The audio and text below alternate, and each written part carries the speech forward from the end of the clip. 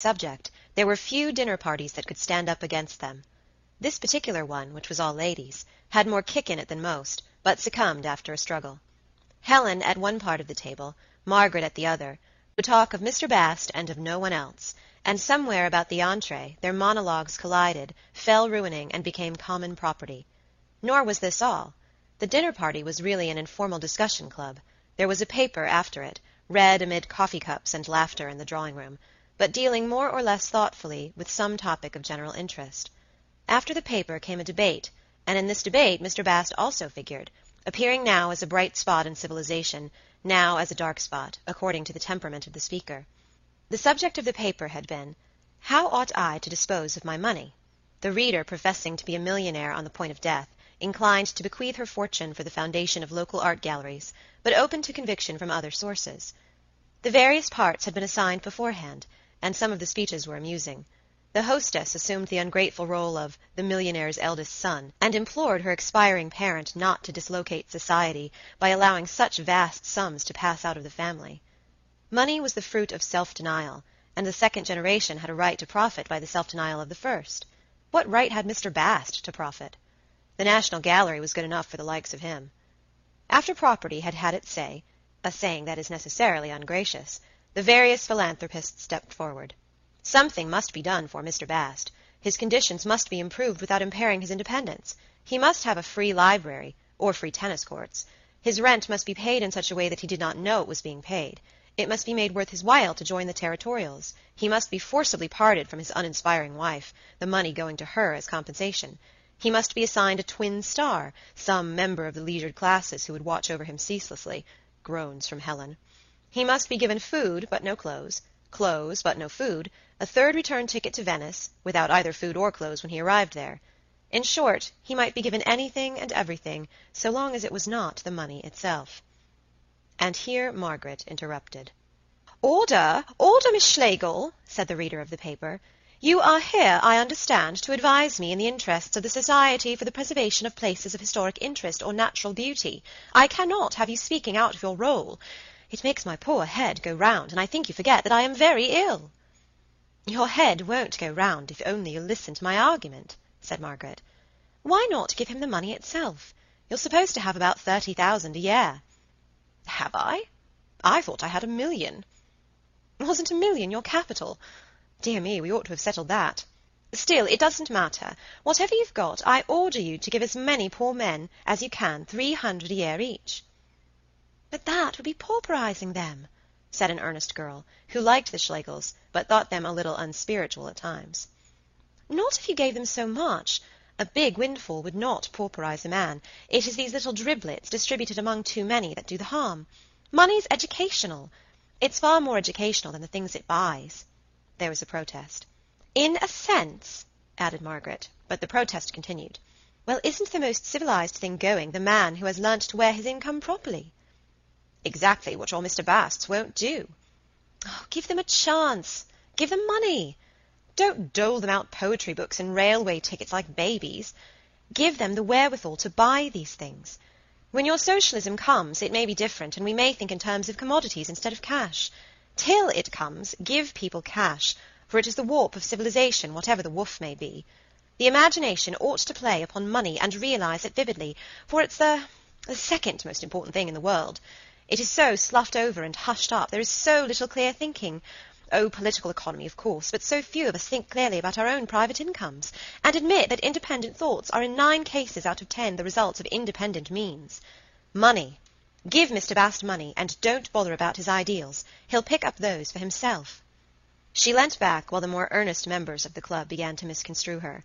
The female mind, though cruelly practical in daily life, cannot bear to hear ideals belittled in conversation. And Miss Schlegel was asked however she could say such dreadful things, and what it would profit Mr. Bast if he gained the whole world and lost his own soul. She answered, "Nothing, but he would not gain his soul until he had gained a little of the world." Then they said, no, they did not believe it, and she admitted that an overworked clerk may save his soul in the superterrestrial sense, where the effort will be taken for the deed, but she denied that he will ever explore the spiritual resources of this world, will ever know the rarer joys of the body, or attain to clear and passionate intercourse with his fellows. Others had attacked the fabric of society, property, interest, etc. She only fixed her eyes on a few human beings, to see how, under present conditions, they could be made happier. Doing good to humanity was useless, the many-colored efforts thereto spreading over the vast area like films, and resulting in an universal gray. To do good to one, or, as in this case, to a few, was the utmost she dared hope for. Between the idealists and the political economists, Margaret had a bad time. Disagreeing elsewhere, they agreed in disowning her, and in keeping the administration of the millionaire's money in their own hands. The earnest girl brought forward a scheme of personal supervision and mutual help, the effect of which was to alter poor people until they became exactly like people who were not so poor. The hostess pertinently remarked that she, as eldest son, might surely rank among the millionaire's legatees. Margaret weakly admitted the claim, and another claim was at once set up by Helen, who declared that she had been the millionaire's housemaid for over 40 years, overfed and underpaid. Was nothing to be done for her, so corpulent and poor? The millionaire then read out her last will and testament, in which she left the whole of her fortune to the Chancellor of the Exchequer. Then she died. The serious parts of the discussion had been of higher merit than the playful. In a men's debate is the reverse more general? But the meeting broke up hilariously enough, and a dozen happy ladies dispersed to their homes. Helen and Margaret walked the earnest girl as far as Battersea Bridge Station, arguing copiously all the way. When she had gone, they were conscious of an alleviation, and of the great beauty of the evening. They turned back towards Oakley Street. The lamps in the plane trees, following the line of the embankment, struck a note of dignity that is rare in English cities. The seats, almost deserted, were here and there occupied by gentlefolk in evening dress, who had strolled out from the houses behind to enjoy fresh air and the whisper of the rising tide. There is something continental about Chelsea Embankment. It is an open space used rightly, a blessing more frequent in Germany than here. As Margaret and Helen sat down, the city behind them seemed to be a vast theatre, an opera house in which some endless trilogy was performing, and they themselves a pair of satisfied subscribers who did not mind losing a little of the second act. Cold? No. Tired? Doesn't matter. The earnest girl's train rumbled away over the bridge. I say, Helen. Well? Are we really going to follow up Mr. Bast? I don't know. I think we won't. As you like. It's no good, I think, unless you really mean to know people. The discussion brought that home to me. We got on well enough with him in a spirit of excitement, but think of rational intercourse. We mustn't play at friendship. No, it's no good. There's Mrs. Lanolin, too, Helen yawned. So dull. Just so, and possibly worse than dull. I should like to know how he got hold of your card. But he said something about a concert and an umbrella. Then did the card see the wife? Helen, come to bed. No, just a little longer. It is so beautiful. Tell me, oh yes, did you say money is the warp of the world? Yes. Then what's the woof? Very much what one chooses, said Margaret. It's something that isn't money. One can't say more. Walking at night? Probably. For Tibby, Oxford? It seems so. For you? Now that we have to leave Wickham Place, I begin to think it's that. For Mrs. Wilcox, it was certainly Howard's End. One's own name will carry immense distances. Mr. Wilcox, who was sitting with friends many seats away, heard his, rose to his feet, and strolled along towards the speakers. It is sad to suppose that places may ever be more important than people, continued Margaret. Why, Meg? They're so much nicer generally. I'd rather think of that Forster's house in Pomerania than of the fat Herr Forstmeister who lived in it. I believe we shall come to care about people less and less, Helen. The more people one knows, the easier it becomes to replace them. It's one of the curses of London. I quite expect to end my life caring most for a place. Here Mr. Wilcox reached them. It was several weeks since they had met. How do you do? He cried. I thought I recognized your voices. Whatever are you both doing down here? His tones were protective.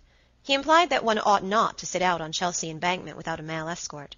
Helen resented this, but Margaret accepted it as part of the good man's equipment. What an age it is since I've seen you, Mr. Wilcox. I met Evie in the Tube, though, lately. I hope you have good news of your son. Paul, said Mr. Wilcox, extinguishing his cigarette and sitting down between them. Oh, Paul's all right. We had a line from Madeira.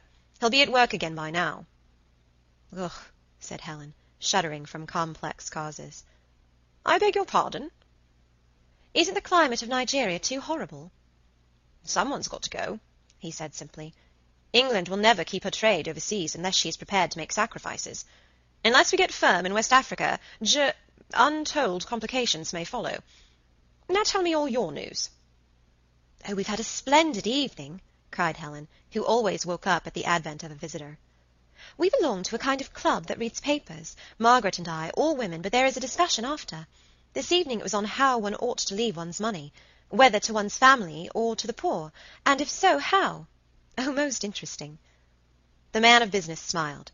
Since his wife's death he had almost doubled his income. He was an important figure at last, a reassuring name on company prospectuses, and life had treated him very well. The world seemed in his grasp as he listened to the River Thames, which still flowed inland from the sea. So wonderful to the girls, it held no mysteries for him. He had helped to shorten its long tidal trough by taking shares in the lock at Teddington, and if he and other capitalists thought good, some day it could be shortened again. With a good dinner inside him, and an amiable but academic woman on either flank, he felt that his hands were on all the ropes of life, and that what he did not know could not be worth knowing. "Sounds a most original entertainment," he exclaimed, and laughed in his pleasant way. "I wish Evie would go to that sort of thing. But she hasn't the time. She's taken to breed Aberdeen terriers. Jolly little dogs." "I expect we'd better be doing the same, really." "We pretend we're improving ourselves, you see," said Helen a little sharply, for the Wilcox glamour is not of the kind that returns, and she had bitter memories of the days when a speech, such as he had just made, would have impressed her favourably. "We suppose it is a good thing to waste an evening once a fortnight over a debate, but, as my sister says, it may be better to breed dogs." "Not at all.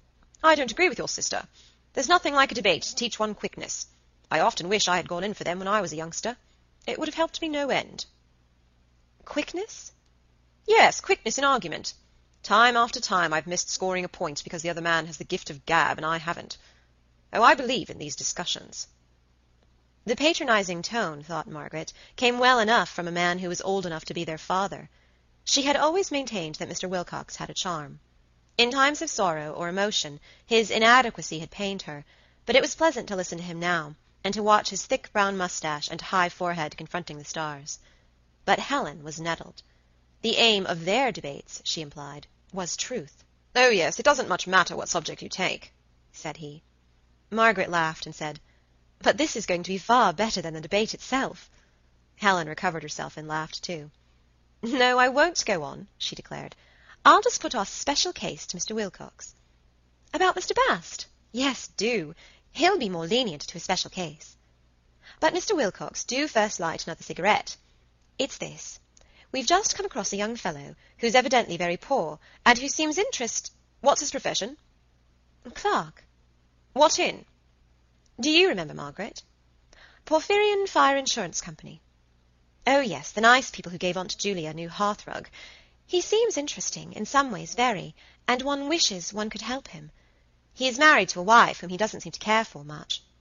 He likes books, and what one may roughly call adventure, and if he had a chance... But he is so poor. He lives a life where all the money is apt to go on nonsense and clothes. One is so afraid that circumstances will be too strong for him and that he will sink. Well, he got mixed up in our debate. He wasn't the subject of it, but it seemed to bear on his point. Suppose a millionaire died and desired to leave money to help such a man. How should he be helped? Should he be given £300 a year direct, which was Margaret's plan? Most of them thought that this would pauperize him. Should he, and those like him, be given free libraries? I said no, he doesn't want more books to read, but to read books rightly. My suggestion was that he should be given something every year towards a summer holiday. But then there is his wife, and they said she would have to go too. Nothing seemed quite right. Now, what do you think? Imagine that you were a millionaire and wanted to help the poor. What would you do?" Mr. Wilcox, whose fortune was not so very far below the standard indicated, laughed exuberantly. "My dear Miss Schlegel, I will not rush in where your sex has been unable to tread. I will not add another plan to the numerous excellent ones that have already been suggested. My only contribution is this.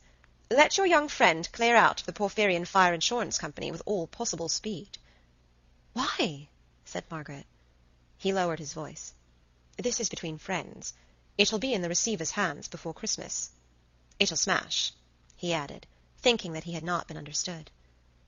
Dear me, Helen, listen to that. And he'll have to get another place. Will have. Let him leave the ship before it sinks. Let him get one now.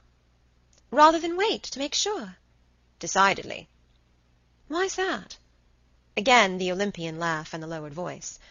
Naturally, the man who's in a situation when he applies stands a better chance, is in a stronger position than the man who isn't. It looks as if he's worth something. I know by myself, this is letting you into the state secrets, it affects an employer greatly. Human nature, I'm afraid. I hadn't thought of that, murmured Margaret, while Helen said, Our human nature appears to be the other way round. We employ people because they're unemployed, the bootman, for instance. And how does he clean the boots? Not well, confessed Margaret. There you are. Then do you really advise us to tell this youth? I advise nothing, he interrupted, glancing up and down the embankment in case his indiscretion had been overheard. I oughtn't to have spoken, but I happen to know, being more or less behind the scenes. The Porphyrians are bad, bad concern. Now, don't say I said so. It's outside the tariff ring. Certainly I won't say. In fact, I don't know what that means. I thought an insurance company never smashed, was Helen's contribution. Don't the others always run in and save them? You're thinking of reinsurance, said Mr. Wilcox mildly. It is exactly there that the Porphyrian is weak. It has tried to undercut and has been badly hit by a long series of small fires, and it hasn't been able to reinsure. I'm afraid that public companies don't save one another for love. Human nature, I suppose, quoted Helen, and he laughed and agreed that it was. When Margaret said that she supposed that clerks, like everyone else, found it extremely difficult to get situations in these days, he replied, Yes, extremely, and rose to rejoin his friends. He knew by his own office, seldom a vacant post, and hundreds of applicants for it, at present no vacant post. And how's Howard's End looking? Said Margaret, wishing to change the subject before they parted. Mr. Wilcox was a little apt to think one wanted to get something out of him. It's let. Really? And you wandering homeless in long-haired Chelsea? How strange are the ways of fate. No, it's let unfurnished. We've moved. Why, I thought of you both as anchored there forever. Evie never told me. I dare say when you met Evie the thing wasn't settled. We only moved a week ago. Paul has rather a feeling for the old place, and we held on for him to have his holiday there. But really it is impossibly small. Endless drawbacks. I forget whether you've been up to it. As far as the house, never. Well, Howard's End is one of those converted farms. They don't really do. Spend what you will on them. We messed away with a garage, all among the wych elm roots, and last year we enclosed a bit of the meadow and attempted a mockery. Evie got rather keen on alpine plants. But it didn't do. No, it didn't do. You remember, or your sister will remember, the farm with those abominable guinea fowls, and the hedge that the old woman would never cut properly, so that it all went thin at the bottom. And inside the house, the beams, and the staircase through a door. Picturesque enough, but not a place to live in. He glanced over the parapet cheerfully. Full tide. And the position wasn't right either. The neighbourhood's getting suburban. Either be in London or out of it, I say. So we've taken a house in Ducie Street, close to Sloane Street, and a place right down in Shropshire, Oniton Grange. Ever heard of Oniton? Do come and see us. Right away from everywhere, up towards Wales. What a change, said Margaret. But the change was in her own voice, which had become most sad. I can't imagine Howard's End or Hilton without you. Hilton isn't without us, he replied. Charles is there still. Still, said Margaret, who had not kept up with the Charleses. But I thought he was still at Epsom. They were furnishing that Christmas. One Christmas. How everything alters. I used to admire Mrs. Charles from our windows very often. Wasn't it Epsom? Yes, but they moved 18 months ago. Charles, the good chap, his voice dropped, thought I should be lonely. I didn't want him to move, but he would, and took a house at the other end of Hilton, down by the 6 Hills. He had a motor, too. There they all are, a very jolly party, he and she and the 2 grandchildren. I manage other people's affairs so much better than they manage them themselves, said Margaret, as they shook hands. When you moved out of Howard's End, I should have moved Mr. Charles Wilcox into it. I should have kept so remarkable a place in the family. So it is, he replied. I haven't sold it, and don't mean to. No, but none of you are there. Oh, we've got a splendid tenant, Hamar Bryce, an invalid. If Charles ever wanted it. But he won't. Dolly is so dependent on modern conveniences. No, we have all decided against Howard's End. We like it in a way, but now we feel that it is neither one thing nor the other. One must have one thing or the other. And some people are lucky enough to have both. You're doing yourself proud, Mr. Wilcox. My congratulations. And mine, said Helen. Do remind Evie to come and see us. 2 Wickham Place. We shan't be there very long, either. You too on the move? Next September, Margaret sighed. Everyone moving. Goodbye. The tide had begun to ebb. Margaret leant over the parapet and watched it sadly. Mr. Wilcox had forgotten his wife, Helen, her lover. She herself was probably forgetting. Everyone moving. Is it worth while attempting the past when there is this continual flux even in the hearts of men? Helen roused her by saying, What a prosperous vulgarian Mr. Wilcox has grown. I have very little use for him in these days. However, he did tell us about the Porphyrion. Let us write to Mr. Bast as soon as ever we get home, and tell him to clear out of it at once. Do, yes, that's worth doing. Let us. Let's ask him to tea. End of chapter 15. Howard's End by E.M. Forster. Chapter 16. Leonard accepted the invitation to tea next Saturday. But he was right. The visit proved a conspicuous failure. Sugar, said Margaret. Cake, said Helen. The big cake, or the little Deadleys? I'm afraid you thought my letter rather odd, but we'll explain. We aren't odd, really. Not affected, really. We're over-expressive, that's all. As a lady's lapdog, Leonard did not excel. He was not an Italian, still less a Frenchman, in whose blood there runs the very spirit of persiflage and of gracious repartee. His wit was the Cockney's. It opened no doors into imagination, and Helen was drawn up short by, "The more a lady has to say, the better," administered waggishly. "Oh, yes," she said. "Ladies brighten. Yes, I know, the darlings are regular sunbeams. Let me give you a plate." "How do you like your work?" interposed Margaret. He, too, was drawn up short. He would not have these women prying into his work. They were romance, and so was the room to which he had at last penetrated, with the queer sketches of people bathing upon its walls, and so were the very teacups, with their delicate borders of wild strawberries. But he would not let romance interfere with his life. There is the devil to pay then. "Oh, well enough," he answered. "Your company is the Porphyrion, isn't it?" "Yes, that's so," becoming rather offended. "It's funny how things get round." "Why funny?" asked Helen, who did not follow the workings of his mind. "It was written as large as life on your card, and considering we wrote to you there, and that you replied on the stamped paper—" "Would you call the Porphyrion one of the big insurance companies?" pursued Margaret. "It depends what you call big." "I mean by big a solid, well-established concern that offers a reasonably good career to its employees." "I couldn't say. Some would tell you one thing and others another," said the employee uneasily. "For my own part," he shook his head, "I only believe half I hear. Not that even. It's safer. Those clever ones come to the worst grief, I've often noticed. You can't be too careful." He drank and wiped his moustache, which was going to be one of those moustaches that always droop into teacups. More bother than they're worth, surely, and not fashionable either. "I quite agree, and that's why I was curious to know. Is it a solid, well-established concern?" Leonard had no idea. He understood his own corner of the machine, but nothing beyond it. He desired to confess neither knowledge nor ignorance, and under these circumstances another motion of the head seemed safest. To him, as to the British public, the Porphyrion was the Porphyrion of the advertisement, a giant in the classical style, but draped sufficiently, who held in one hand a burning torch, and pointed with the other to St. Paul's and Windsor Castle. A large sum of money was inscribed below, and you drew your own conclusions. This giant caused Leonard to do arithmetic, and write letters, and to explain the regulations to new clients, and re-explain them to old ones. A giant was of an impulsive morality. One knew that much. He would pay for Mrs. Munt's hearthrug with ostentatious haste. A large claim he would repudiate quietly, and fight court by court. But his true fighting weight, his antecedents, his armours with other members of the commercial pantheon, all these were as uncertain to ordinary mortals as were the escapades of Zeus. While the gods are powerful, we learn little about them. It is only in the days of their decadence that a strong light beats into heaven. "We were told the Porphyrion's no go," blurted Helen. "We wanted to tell you. That's why we wrote." "A friend of ours did think that it is insufficiently reinsured," said Margaret. Now Leonard had his cue. He must praise the Porphyrion. "You can tell your friend," he said, "that he's quite wrong." "Oh, good!" The young man coloured a little. In his circle to be wrong was fatal. The Miss Schlegels did not mind being wrong. They were genuinely glad that they had been misinformed. To them nothing was fatal but evil. Wrong, so to speak, he added.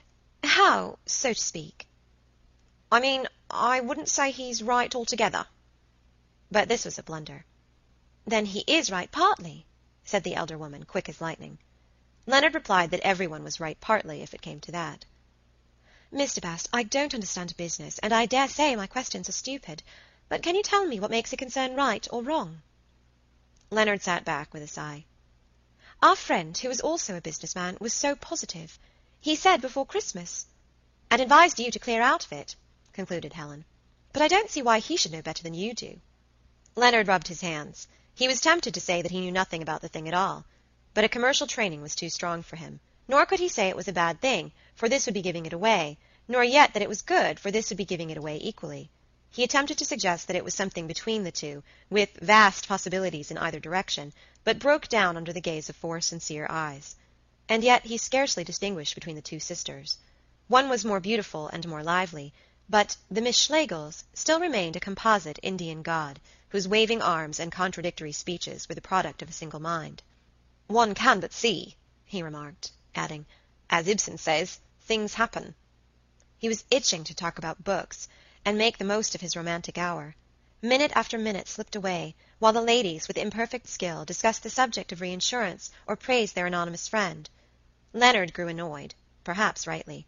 He made vague remarks about not being one of those who minded their affairs being talked over by others, but they did not take the hint.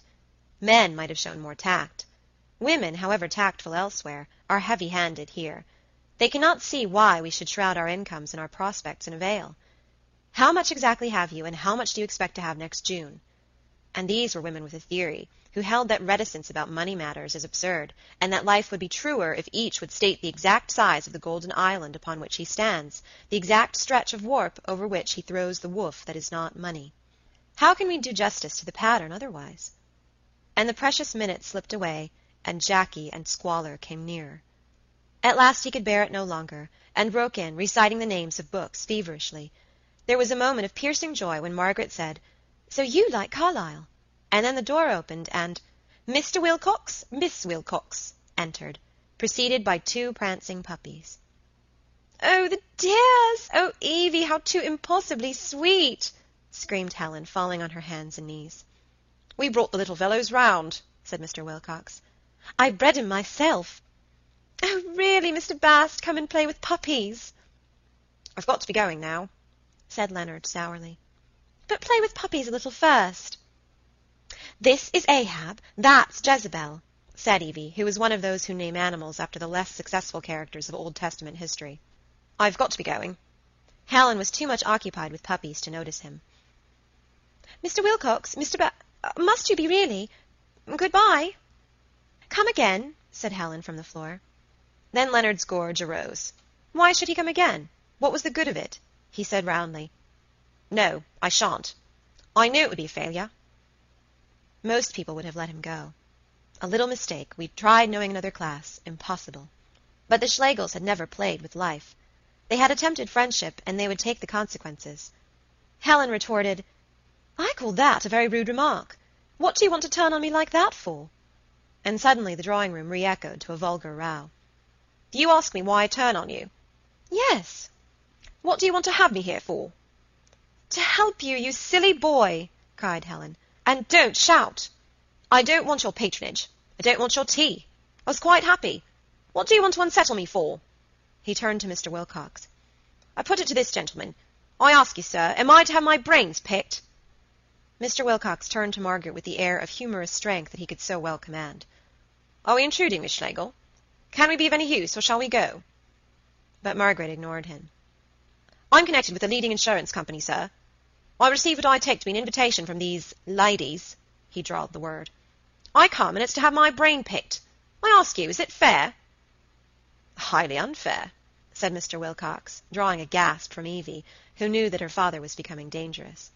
"There, you hear that? Most unfair, the gentleman says. There! Not content with—" pointing at Margaret. "You can't deny it." His voice rose. He was falling into the rhythm of a scene with Jackie. But as soon as I'm useful, it's a very different thing. Oh, yes, send for him, cross-question him, pick his brains. Oh, yes.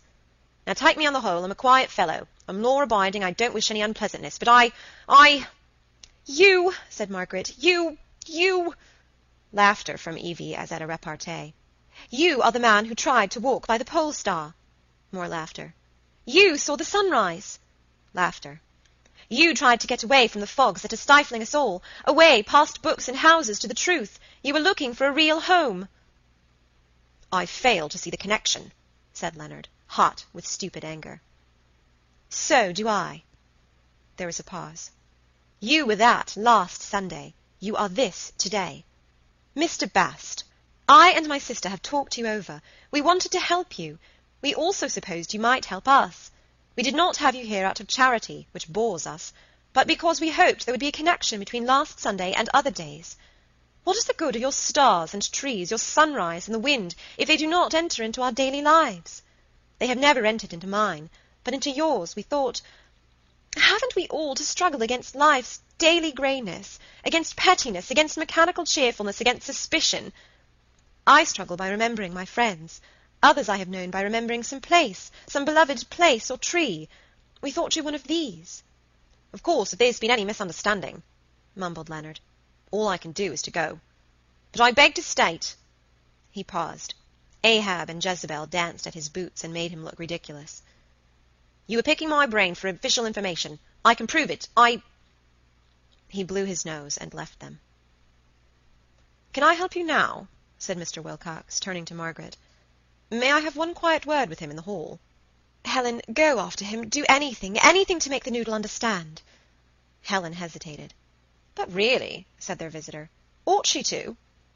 At once she went. He resumed. I would have chimed in, but I felt that you could polish him off for yourselves. I didn't interfere. You were splendid, Miss Schlegel, absolutely splendid. You can take my word for it, but there are very few women who could have managed him. Oh, yes, said Margaret distractedly. Bowling him over with those long sentences was what fetched me, cried Evie. Yes, indeed, chuckled her father. All that part about mechanical cheerfulness. Oh, fine. I'm very sorry, said Margaret, collecting herself. He's a nice creature, really. I cannot think what set him off. It has been most unpleasant for you. Oh, I didn't mind. Then he changed his mood.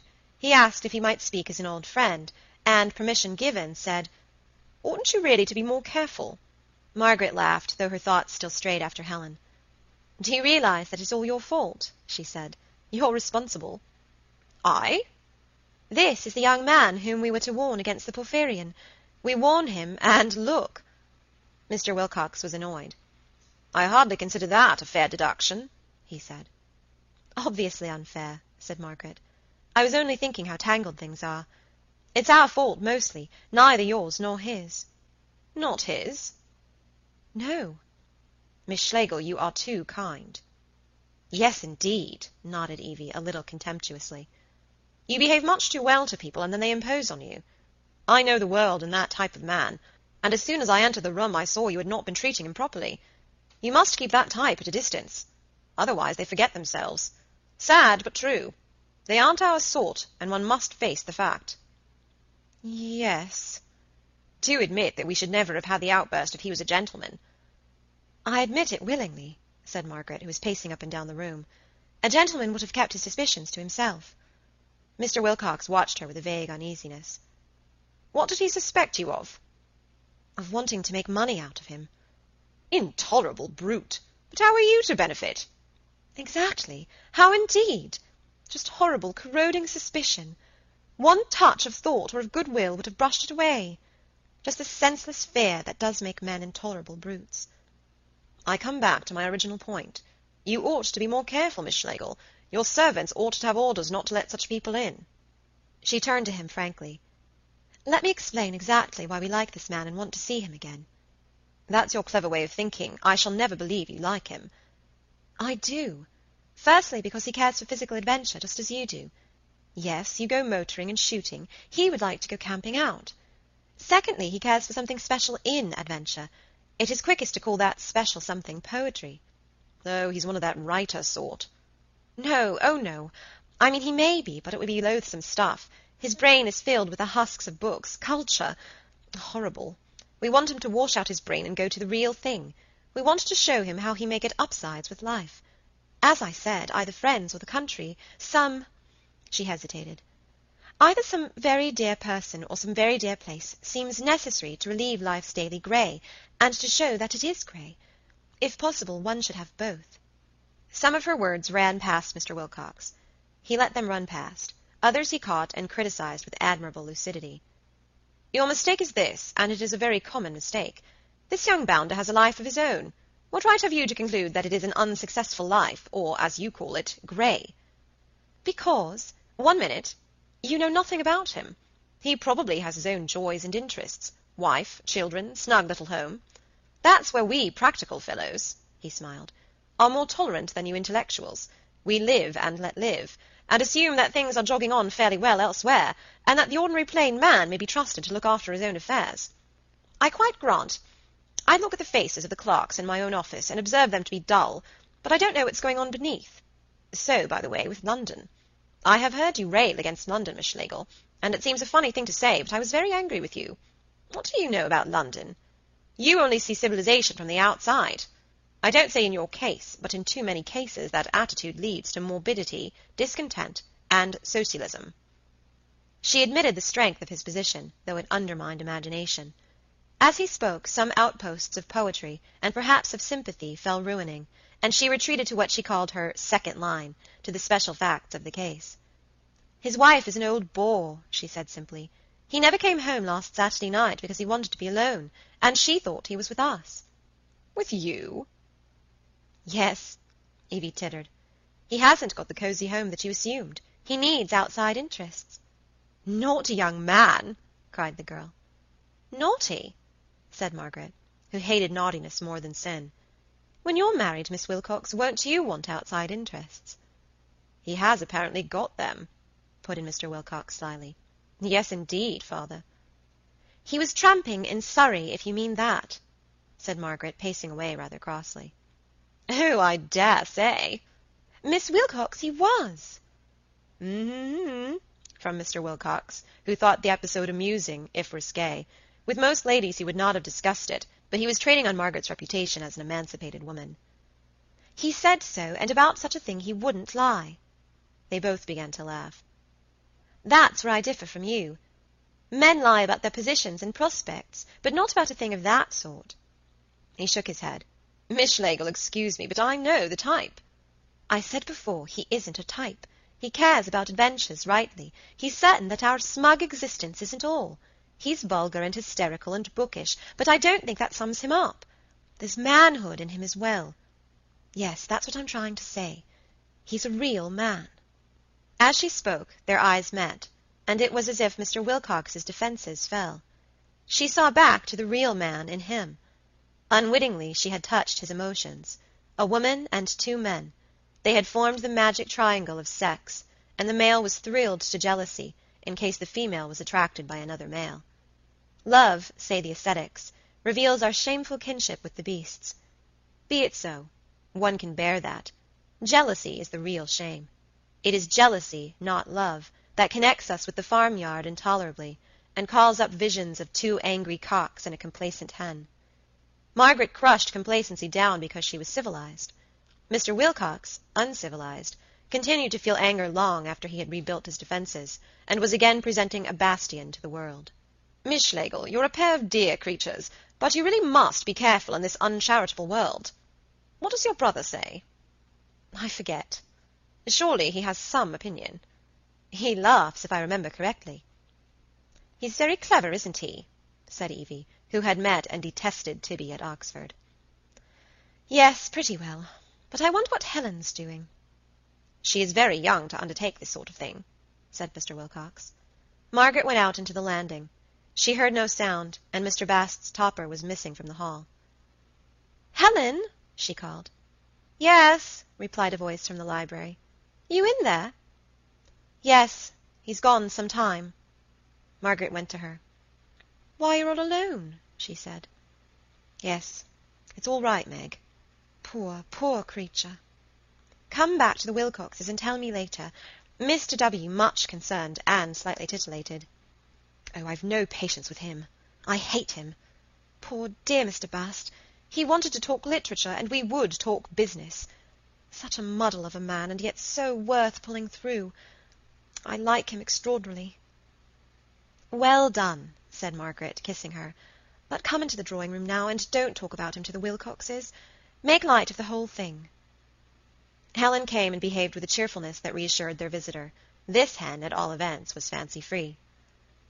"He's gone with my blessing," she cried. "And now for puppies." As they drove away, Mr. Wilcox said to his daughter, "I am really concerned at the way those girls go on. They are clever as you make 'em, but unpractical. God bless me! One of these days they'll go too far. Girls like that oughtn't to live alone in London. Until they marry, they ought to have someone to look after them. We must look in more often. We're better than no one. You like them, don't you, Evie?" Evie replied, "Helen's right enough, but I can't stand the toothy one. And I shouldn't have called either of them girls." Evie had grown up handsome. Dark-eyed with the glow of youth under sunburn, built firmly and firm-lipped, she was the best the Wilcoxes could do in the way of feminine beauty. For the present, puppies and her father were the only things she loved, but the net of matrimony was being prepared for her, and a few days later she was attracted to a Mr. Percy Cahill, an uncle of Mrs. Charles, and he was attracted to her. End of chapter 16. Howard's End by E.M. Forster. Chapter 17. The age of property holds bitter moments even for a proprietor. When a move is imminent, furniture becomes ridiculous, and Margaret now lay awake at nights wondering where on earth they and all their belongings would be deposited in September next. Chairs, tables, pictures, books, that had rumbled down to them through the generations, must rumble forward again like a slide of rubbish to which she longed to give the final push, and send toppling into the sea. But there were all their father's books. They never read them, but they were their father's and must be kept. There was the marble-topped chiffonier. Their mother had set store by it, they could not remember why. Round every knob and cushion in the house sentiment gathered, a sentiment that was at times personal, but more often a faint piety to the dead, a prolongation of rites that might have ended at the grave. It was absurd, if you came to think of it. Helen and Tibby came to think of it. Margaret was too busy with the house agents. The feudal ownership of land did bring dignity, whereas the modern ownership of movables is reducing us again to a nomadic horde. We are reverting to the civilization of luggage, and historians of the future will note how the middle classes accreted possessions without taking root in the earth, and may find in this the secret of their imaginative poverty. The Schlegels were certainly the poorer for the loss of Wickham Place. It had helped to balance their lives, and almost to counsel them. Nor is their ground landlord spiritually the richer. He has built flats on its site, his motor cars grow swifter, his exposures of socialism more trenchant. But he has spilt the precious distillation of the years, and no chemistry of his can give it back to society again. Margaret grew depressed. She was anxious to settle on a house before they left town to pay their annual visit to Mrs. Munt. She enjoyed this visit, and wanted to have her mind at ease for it. Swanage, though dull, was stable, and this year she longed more than usual for its fresh air and for the magnificent downs that guarded on the north. But London thwarted her. In its atmosphere she could not concentrate. London only stimulates, it cannot sustain, and Margaret, hurrying over its surface for a house without knowing what sort of house she wanted, was paying for many a thrilling sensation in the past. She could not even break loose from culture, and her time was wasted by concerts which it would be a sin to miss, and invitations which it would never do to refuse. At last she grew desperate. She resolved that she would go nowhere and be at home to no one until she found a house, and broke the resolution in half an hour. Once she had humorously lamented that she had never been to Simpson's restaurant in the Strand. Now a note arrived from Miss Wilcox, asking her to lunch there. Mr. Cahill was coming, and the three would have such a jolly chat, and perhaps end up at the Hippodrome. Margaret had no strong regard for Evie, and no desire to meet her fiancé, and she was surprised that Helen, who had been far funnier about Simpsons, had not been asked instead. But the invitation touched her by its intimate tone. She must know Evie Wilcox better than she supposed, and declaring that she simply must, she accepted. But when she saw Evie at the entrance of the restaurant, staring fiercely at nothing after the fashion of athletic women, her heart failed her anew. Miss Wilcox had changed perceptibly since her engagement. Her voice was gruffer, her manner more downright, and she was inclined to patronize the more foolish virgin. Margaret was silly enough to be pained at this. Depressed at her isolation, she saw not only houses and furniture, but the vessel of life itself slipping past her, with people like Evie and Mr. Cahill on board. There are moments when virtue and wisdom fail us, and one of them came to her at Simpson's in the Strand. As she trod the staircase, narrow but carpeted thickly, as she entered the eating-room, where saddles of mutton were being trundled up to expectant clergymen, she had a strong, if erroneous, conviction of her own futility, and wished she had never come out of her backwater, where nothing happened except art and literature, and where no one ever got married or succeeded in remaining engaged. Then came a little surprise. Father might be of the party. Yes, father was. With a smile of pleasure she moved forward to greet him, and her feeling of loneliness vanished. "I thought I'd get round if I could," said he. "Evie told me of her little plan, so I just slipped in and secured a table. Always secure a table first. Evie, don't pretend you want to sit by your old father, because you don't. Miss Schlegel, come in my side out of pity. My goodness, but you look tired. Been worrying round after your young clerks?" "No, after houses," said Margaret, edging past him into the box. "I'm hungry, not tired. I want to eat heaps." "That's good. What'll you have?" "Fish pie," said she, with a glance at the menu. "Fish pie? Fancy coming for fish pie to Simpson's. It's not a bit the thing to go for here." "Go for something for me, then," said Margaret, pulling off her gloves. Her spirits were rising, and his reference to Leonard Bast had warmed her curiously. "Saddle of mutton," said he, after profound reflection, "and cider to drink. That's the type of thing. I like this place for a joke once in a way. It is so thoroughly old English. Don't you agree?" "Yes," said Margaret, who didn't. The order was given, the joint rolled up, and the carver, under Mr. Wilcox's direction, cut the meat where it was succulent, and piled their plates high. Mr. Cahill insisted on sirloin, but admitted that he had made a mistake later on.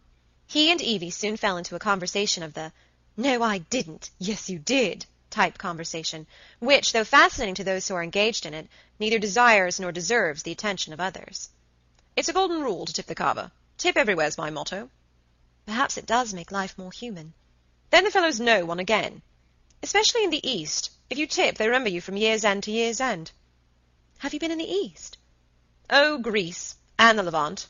I used to go out for sport and business to Cyprus. Some military society of a sort there. A few piastres, properly distributed, help to keep one's memory green. But you, of course, think this shockingly cynical. How's your discussion society getting on? Any new utopias lately?" "No, I'm house-hunting, Mr. Wilcox, as I've already told you once. Do you know of any houses?" "I'm afraid I don't." "Well, what's the point of being practical if you can't find two distressed females a house? We merely want a small house with large rooms and plenty of them." "Evie, I like that. Miss Schlegel expects me to turn house-agent for her."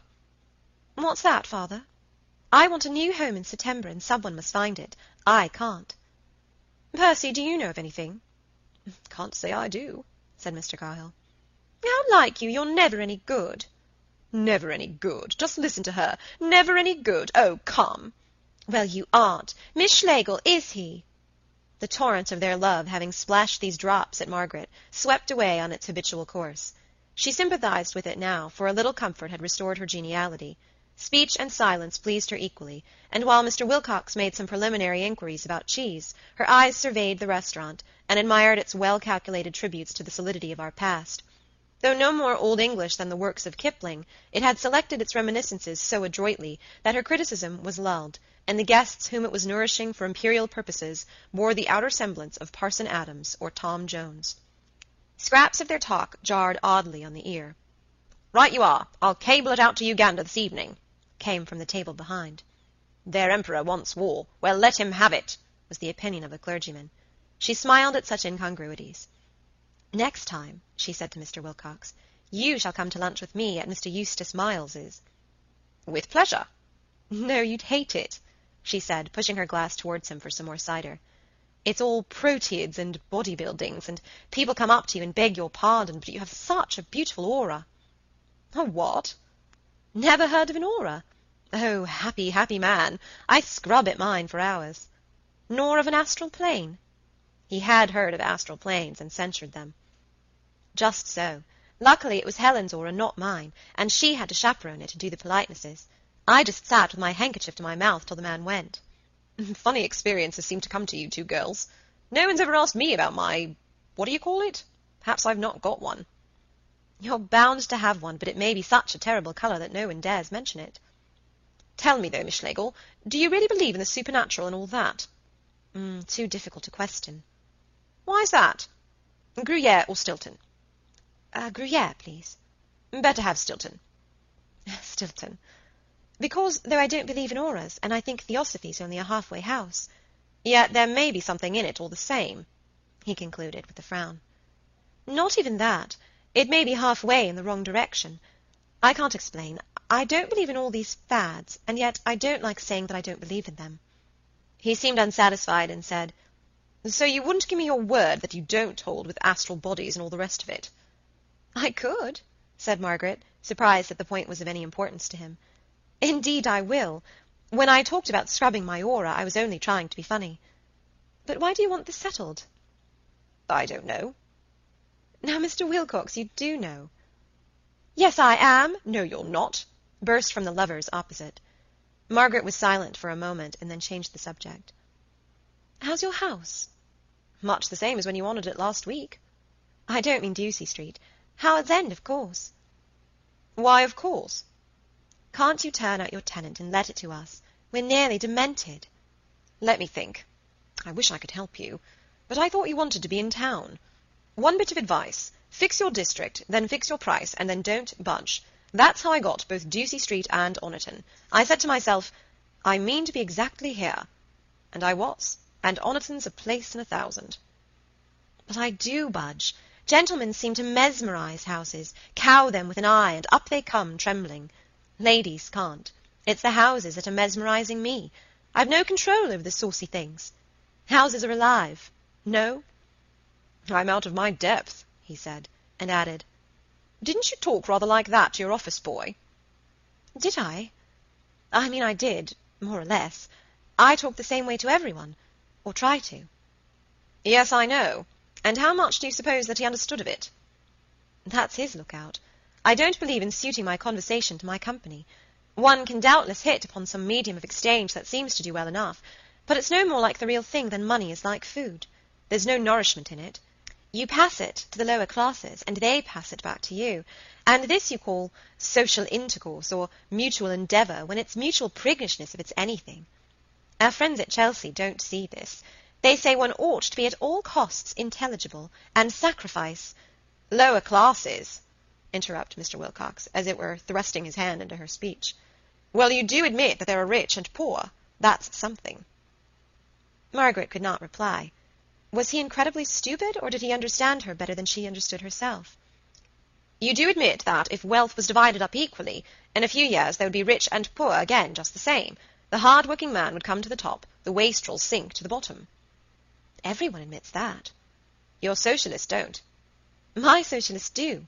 Yours mayn't, but I strongly suspect yours of not being socialists, but ninepins, which you have constructed for your own amusement. I can't imagine any living creature who would bowl over quite so easily. He would have resented this had she not been a woman. But women may say anything. It was one of his holiest beliefs, and he only retorted with a gay smile, I don't care. You've made 2 damaging admissions, and I'm heartily with you in both. In time they finished lunch, and Margaret, who had excused herself from the hippodrome, took her leave. Evie had scarcely addressed her, and she suspected that the entertainment had been planned by the father. He and she were advancing out of their respective families towards a more intimate acquaintance. It had begun long ago. She had been his wife's friend, and as such he had given her that silver vinaigrette as a memento. It was pretty of him to have given that vinaigrette, and he had always preferred her to Helen, unlike most men. But the advance had been astonishing lately. They had done more in a week than in 2 years, and were really beginning to know each other. She did not forget his promise to sample Eustace Miles, and asked him as soon as she could secure Tivy as his chaperone.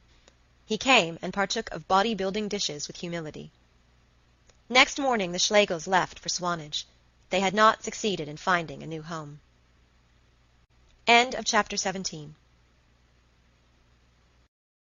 Howard's End by E.M. Forster. Chapter 18. As they were seated at Aunt Julie's breakfast table at the Bays, parrying her excessive hospitality and enjoying the view of the bay, a letter came from Margaret and threw her into perturbation. It was from Mr. Wilcox. It announced an important change in his plans. Owing to Evie's marriage, he had decided to give up his house in Ducie Street, and was willing to let it on a yearly tenancy. It was a businesslike letter, and stated frankly what he would do for them and what he would not do. Also, the rent. If they approved, Margaret was to come up at once. The words were underlined, as is necessary when dealing with women, and to go over the house with him. If they disapproved, a wire would oblige, as he should put it into the hands of an agent. The letter perturbed because she was not sure what it meant. If he liked her, if he had manoeuvred to get her to Simpson's, might this be a manoeuvre to get her to London, and result in an offer of marriage? She put it to herself as indelicately as possible, in the hope that her brain would cry, "Rubbish! You're a self-conscious fool." But her brain only tingled a little, and was silent, and for a time she sat gazing at the mincing waves, and wondering whether the news would seem strange to the others. As soon as she began speaking, the sound of her own voice reassured her. There could be nothing in it. The replies also were typical, and in the buff of conversation her fears vanished. "You needn't go, though," began her hostess. "I needn't, but hadn't I better? It's really getting rather serious. We let chance after chance slip, and the end of it is that we shall be bundled out bag and baggage into the street. We don't know what we want. That's the mischief with us." "No, we have no real ties," said Helen, helping herself to toast. "Shan't I go up to town today, take the house if it's the least possible, and then come down by the afternoon train tomorrow and start enjoying myself? I shall be no fun to myself or others until this business is off my mind." "But you won't do anything rash, Margaret?" "There's nothing rash to do." "Who are the Wilcoxes?" said Tibby, a question that sounds silly, but was really extremely subtle, as his aunt found to her cost when she tried to answer it. "I don't manage the Wilcoxes. I don't see where they come in." "No more do I," agreed Helen. "It's funny that we just don't lose sight of them. Out of all our hotel acquaintances, Mr. Wilcox is the only one who has stuck. It is now over 3 years, and we have drifted away from far more interesting people in that time." "Interesting people don't get one houses." "Meg, if you start in your honest English vein, I shall throw the treacle at you." "It's a better vein than the Cosmopolitan," said Margaret, getting up. "Now, children, which is it to be? You know the Ducie Street house. Shall I say yes, or shall I say no?" "Tibby, love, which? I'm specially anxious to pin you down." "It all depends on what meaning you attach to the word "It depends on nothing of the sort. Say yes." "Say no." Then Margaret spoke rather seriously. "I think," she said, "that our race is degenerating. We cannot settle even this little thing. What will it be like when we have to settle a big one?" "It will be as easy as eating," returned Helen. "I was thinking of father. How could he settle to leave Germany as he did when he had fought for it as a young man, and all his feelings and friends were Prussian? How could he break loose with patriotism and begin aiming at something else? It would have killed me. When he was nearly 40, he could change countries and ideals, and we, at our age, can't change houses. It's humiliating." "Your father may have been able to change countries," said Mrs. Munt with asperity, "and that may or may not be a good thing. But he could change houses no better than you can, in fact, much worse. Never shall I forget what poor Emily suffered in the move from Manchester." "I knew it," cried Helen. "I told you so. It is the little things one bungles at. The big, real ones are nothing when they come." "Bungle, my dear, you are too little to recollect. In fact, you weren't there. But the furniture was actually in the vans and on the move before the lease for Wickham Place was signed, and Emily took train with baby, who was Margaret then, and the smaller luggage for London without so much as knowing where her new home would be. Getting away from that house may be hard, but it is nothing to the misery that we all went through getting you into it."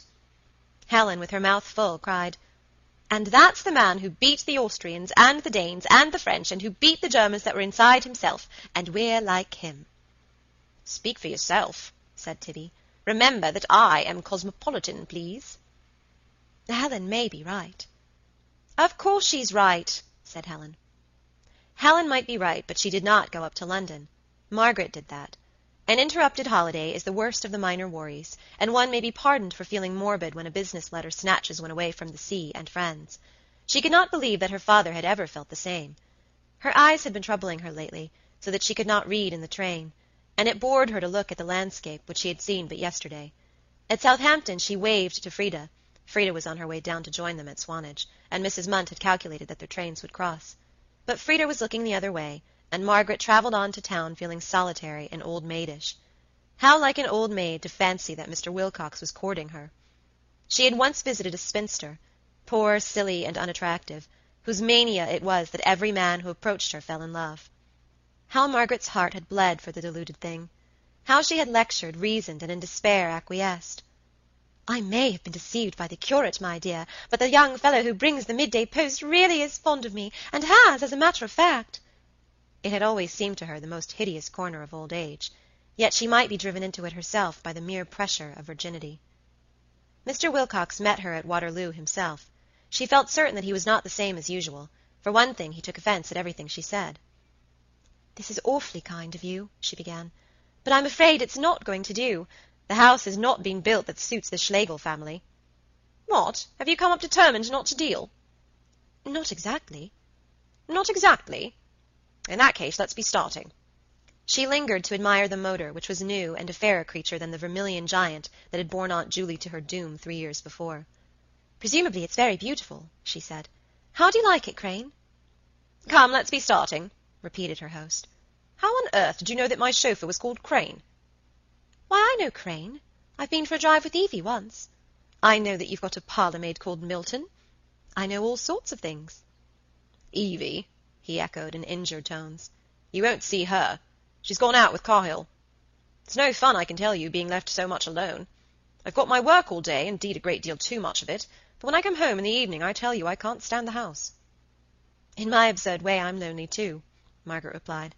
"It's heartbreaking to leave one's old home. I scarcely remember anything before Wickham Place, and Helen and Tibby were born there. Helen says—" "You too feel lonely?" "Horribly. Hullo, Parliament's back." Mr. Wilcox glanced at Parliament contemptuously. The more important ropes of life lay elsewhere. "Yes, they are talking again," said he. "But you were going to say—" "Only some rubbish about furniture. Helen says it alone endures while men and houses perish, and that in the end the world will be a desert of chairs and sofas. Just imagine it, rolling through infinity with no one to sit upon them." "Your sister always likes a little joke?" "She says yes, my brother says no, to Ducie Street. It's no fun helping us, Mr. Wilcox, I assure you." "You are not as unpractical as you pretend. I shall never believe it." Margaret laughed, but she was quite as unpractical. She could not concentrate on details. Parliament, the Thames, the irresponsive chauffeur would flash into the field of house-hunting, and all demand some comment or response. It is impossible to see modern life steadily and see it whole, and she had chosen to see it whole. Mr. Wilcox saw steadily. He never bothered over the mysterious or the private. The Thames might run inland from the sea, the chauffeur might conceal all passion and philosophy beneath his unhealthy skin. They knew their own business, and he knew his. Yet she liked being with him. He was not a rebuke, but a stimulus, and banished morbidity. Some 20 years her senior, he preserved a gift that she supposed herself to have already lost, not youth's creative power, but its self-confidence and optimism. He was so sure that it was a very pleasant world. His complexion was robust, his hair had receded but not thinned, the thick moustache and the eyes that Helen had compared to brandy balls had an agreeable menace in them, whether they were turned towards the slums or towards the stars. Some day, in the millennium, there may be no need for his type. At present, homage is due to it from those who think themselves superior, and who possibly are. "At all events, you responded to my telegram promptly," he remarked. "Oh, even I know a good thing when I see it." "I'm glad you don't despise the goods of this world." "Heavens, no! Only idiots and prigs do that."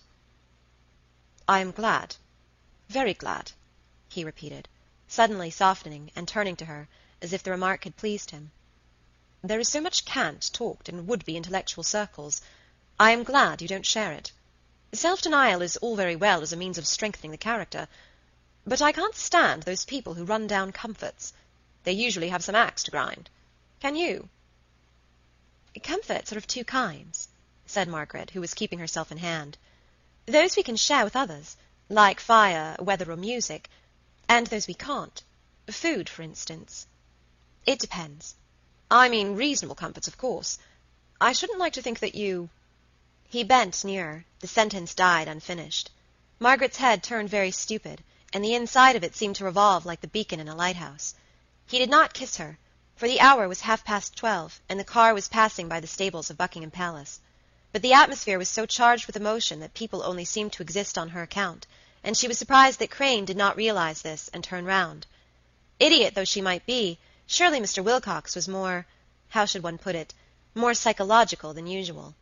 Always a good judge of character for business purposes, he seemed this afternoon to enlarge his field, and to note qualities outside neatness, obedience, and decision.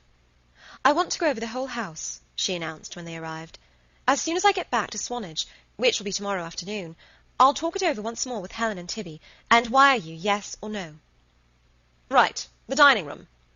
And they began their survey. The dining room was big, but over-furnished. Chelsea would have moaned aloud. Mr. Wilcox had eschewed those decorative schemes that wince, and relent, and refrain, and achieve beauty by sacrificing comfort and pluck. After so much self-color and self-denial, Margaret viewed with relief the sumptuous dado, the frieze, the gilded wallpaper, amid whose foliage parrots sang. It would never do with her own furniture, but those heavy chairs, that immense sideboard loaded with presentation plate, stood up against its pressure like men. The room suggested men, and Margaret, keen to derive the modern capitalist from the warriors and hunters of the past, saw it as an ancient guest hall where the lord sat at meat among his thanes. Even the Bible, the Dutch Bible that Charles had brought back from the Boer War, fell into position. Such a room admitted loot. "Now the entrance hall." The entrance hall was paved.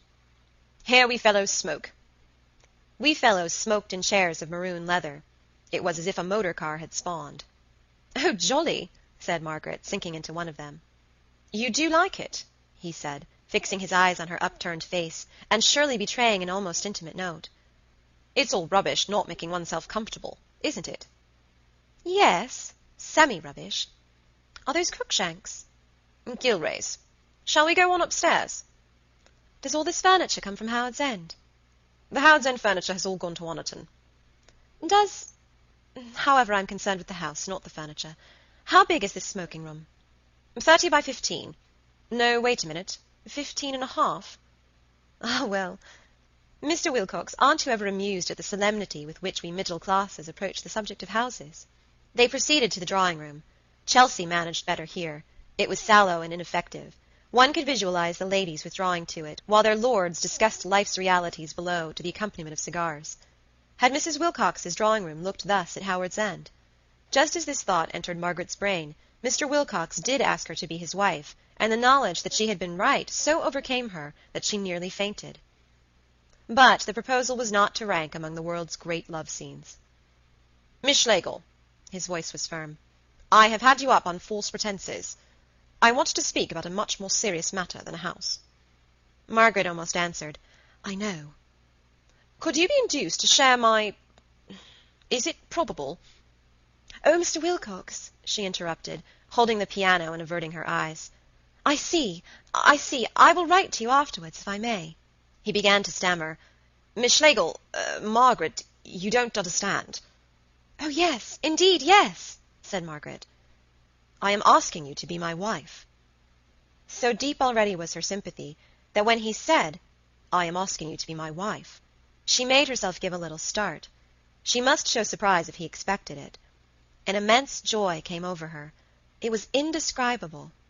It had nothing to do with humanity, and most resembled the all-pervading happiness of fine weather. Fine weather is due to the sun, but Margaret could think of no central radiance here. She stood in his drawing-room happy, and longing to give happiness. On leaving him, she realized that the central radiance had been love. "You aren't offended, Miss Schlegel?" "How could I be offended?" There was a moment's pause. He was anxious to get rid of her, and she knew it. She had too much intuition to look at him as he struggled for possessions that money cannot buy. He desired comradeship and affection, but he feared them, and she, who had taught herself only to desire, and could have clothed the struggle with beauty, held back, and hesitated with him. "Good-bye," she continued. "You will have a letter from me. I am going back to Swanage tomorrow." "Thank you." "Good-bye, and it's you I thank." "I may order the motor round, mayn't I?" "That would be most kind." "I wish I had written instead. Ought I to have written?" "Not at all." "There's just one question." She shook her head. He looked a little bewildered, and they parted. They parted without shaking hands. She had kept the interview, for his sake, in tints of the quietest grey. Yet she thrilled with happiness ere she reached her own house. Others had loved her in the past, if one may apply to their brief desires so grave a word, but those others had been ninnies, young men who had nothing better to do, old men who could find nobody better. And she had often loved, too, but only so far as the facts of sex demanded, mere yearnings for the masculine, to be dismissed for what they were worth with a smile. Never before had her personality been touched. She was not young, or very rich, and it amazed her that a man of any standing should take her seriously. As she sat trying to do accounts in her empty house, amidst beautiful pictures and noble books, waves of emotion broke, as if a tide of passion was flowing through the night air. She shook her head, tried to concentrate her attention, and failed. In vain did she repeat, "But I've been through this sort of thing before." She had never been through it. The big machinery, as opposed to the little, had been set in motion, and the idea that Mr. Wilcox loved obsessed her before she came to love him in return. She would come to no decision yet. "Oh, sir, this is so sudden." That prudish phrase exactly expressed her when her time came. Premonitions are not preparation. She must examine more closely her own nature and his. She must talk it over judicially with Helen. It had been a strange love scene, the central radiance unacknowledged from first to last. She, in his place, would have said, "Ich liebe dich," but perhaps it was not his habit to open the heart. He might have done it if she had pressed him, as a matter of duty, perhaps. England expects every man to open his heart once, but the effort would have jarred him, and never, if she could avoid it, should he lose those defenses that he had chosen to raise against the world. He must never be bothered with emotional talk or with a display of sympathy. He was an elderly man now, and it would be futile and impudent to correct him. Mrs. Wilcox strayed in and out, ever a welcome ghost, surveying the scene, thought Margaret, without one hint of bitterness. End of chapter 18. Howard's End by E.M. Forster. Chapter 19. If one wanted to show a foreigner England, perhaps the wisest course would be to take him to the final section of the Purbeck Hills, and stand him on their summit, a few miles to the east of Corfe. Then system after system of our island would roll together under his feet. Beneath him is the valley of the Frome, and all the wild lands that come tossing down from Dorchester, black and gold, to mirror their gorse in the expanses of Poole. The valley of the Stour is beyond, unaccountable stream, dirty at Blandford, pure at Wimborne, the Stour sliding out of fat fields to marry the Avon beneath the tower of Christchurch. The valley of the Avon, invisible, but far to the north the trained eye may see Clearbury Ring that guards it, and the imagination may leap beyond that on to Salisbury Plain itself, and beyond the plain to all the glorious downs of central England. Nor is suburbia absent. Bournemouth's ignoble coast cowers to the right, heralding the pine trees that mean, for all their beauty, red houses and the Stock Exchange, and extend to the gates of London itself. So tremendous is the city's trail. But the cliffs of Freshwater it shall never touch, and the island will guard the island's purity till the end of time. Seen from the west, the white is beautiful beyond all laws of beauty. It is as if a fragment of England floated forward to greet the foreigner, chalk of our chalk, turf of our turf, epitome of what will follow.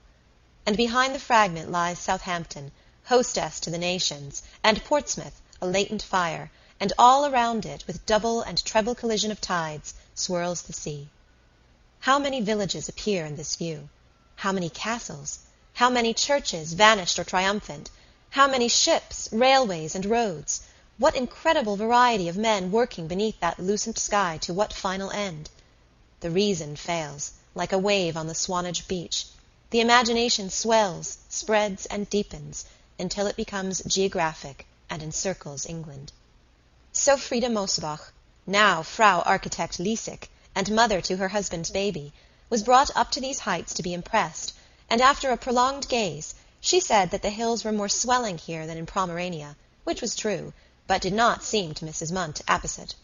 Poole Harbour was dry, which led her to praise the absence of muddy foreshore at the Friedrich Wilhelmsbad, Rügen, where beech trees hang over the tideless Baltic, and cows may contemplate the brine. Rather unhealthy Mrs. Munt thought this would be, water being safer when it moved about. "And your English lakes, Windermere, Grasmere, are they then unhealthy?" "No, Frau Liesig, but that is because they are fresh water and different. Salt water ought to have tides, and go up and down a great deal, or else it smells. Look, for instance, at an aquarium." "An aquarium? Oh, Mrs. Munt, you mean to tell me that fresh aquariums stink less than salt?" Why, when Victor, my brother-in-law, collected many tadpoles—" "You are not to say stink," interrupted Helen. "At least, you may say it, but you must pretend you are being funny while you say it." "Then smell. And the mud of your pool down there, does it not smell, or may I say stink, ha-ha?" "There always has been mud in Poole Harbour," said Mrs. Munt, with a slight frown. "The rivers bring it down, and a most valuable oyster fishery depends upon it." "Yes, that is so," conceded Frida, and another international incident was closed. "Bournemouth is," resumed their hostess, quoting a local rhyme to which she was much attached, "Bournemouth is, Poole was, and Swanage is to be the most important town of all, and biggest of the three. Now, Frau Liesig, I have shown you Bournemouth, and I have shown you Poole, so let us walk backward a little, and look down again at Swanage." "Aunt Julie, wouldn't that be Meg's train?" A tiny puff of smoke had been circling the harbour, and now was bearing southwards towards them over the black and the gold. "Oh, dearest Margaret, I do hope she won't be overtired." "Oh, I do wonder whether she's taken the house." "I hope she hasn't been hasty." "So do I. Oh, so do I." "Will it be as beautiful as Wickham Place?" Frida asked. "I should think it would. Trust Mr. Wilcox for doing himself proud. All those Ducie Street houses are beautiful in their modern way, and I can't think why he doesn't keep on with it. But it's really for Evie that he went there, and now that Evie's going to be married—" "Ah!" "You've never seen Miss Wilcox, Frida. How absurdly matrimonial you are." "But sister to that Paul." "Yes." "And to that Charles," said Mrs. Munt with feeling. "Oh, Helen, Helen, what a time that was!" Helen laughed. "Meg and I haven't got such tender hearts. If there's a chance of a cheap house, we go for it." "Now look, Frau Liesig, at my niece's train. You see, it is coming towards us, coming, and when it gets to Corfe, it will actually go through the downs on which we are standing, so that, if we walk over, as I suggested, and look down on Swanage, we shall see it coming on the other side. Shall we?" Frida assented, and in a few minutes they had crossed the ridge and exchanged the greater view for the lesser. Rather a dull valley lay below, backed by the slope of the coastward downs. They were looking across the Isle of Purbeck and on to Swanage, soon to be the most important town of all, and the ugliest of the three. Margaret's train reappeared as promised, and was greeted with approval by her aunt. It came to a standstill in the middle distance, and there it had been planned that Tibby should meet her, and drive her and a tea-basket up to join them. "You see," continued Helen to her cousin, "the Wilcoxes collect houses as your Victor collects tadpoles. They have 1, Ducie Street, 2, Howard's End, where my great rumpus was, 3, a country seat in Shropshire, 4, Charles has a house in Hilton, and 5, another near Epsom, and 6, Evie will have a house when she marries, and probably a pied-à-terre in the country, which makes 7. Oh yes, and Paul a hut in Africa makes 8. I wish we could get Howard's End. That was something like a dear little house. Didn't you think so, Aunt Julie?" "I had too much to do, dear, to look at it," said Mrs. Munt, with a gracious dignity. "I had everything to settle and explain, and Charles Wilcox to keep in his place besides. It isn't likely I should remember much. I just remember having lunch in your bedroom." "Yes, so do I.